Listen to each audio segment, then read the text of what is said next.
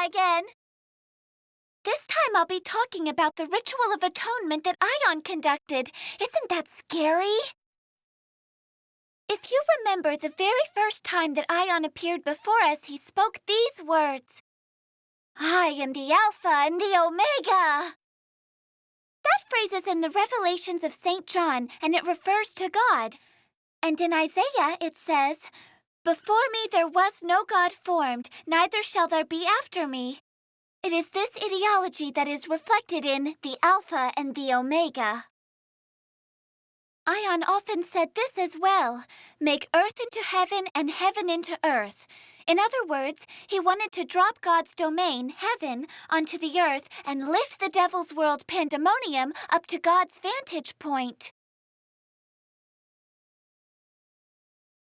For a long time, devils have resigned themselves to being used as instruments to increase the authority of God. As the devils become more violent, man's faith in God grows stronger.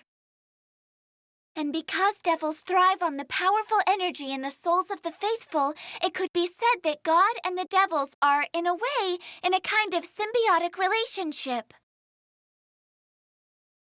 Ion's goal, you see, was the destruction of this balance. The book that describes the ritual that Ion performed is called the Book of Atonement. According to Chrono, it suggests that Lucifer, the angel who was driven to earth for his arrogance against God and who became the ruler of the devil world, might one day be forgiven and allowed to return to heaven. The basis of the symbiotic relationship is also found in this book. It suggests that the devil's role of inspiring praise to God could also be seen as a cleansing of their sin of pride. Ion used these writings to create his strategy.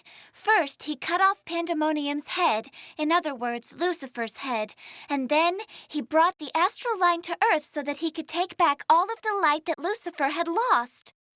In the lesson I gave about Mary of Magdalene, I told you that the meaning of the name Lucifer is one who brings the light. And so, Ion used the head of Pandemonium to channel God's energy into Rosette. The combination of that energy and her stigmata allowed Ion to forcibly create a saint. When that happened, Rosette possessed the power to rival Jesus. This is the other ending to the apocalypse that Ion mentioned. Let's talk about the Antichrist's victory. It would destroy the harmony and balance between God and the devils, and ultimately cause their positions to be reversed.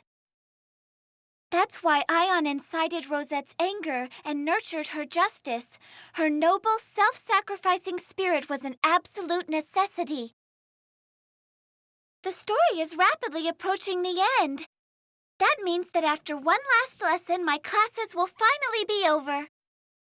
In the final lecture, I'll talk about the head of Pandemonium.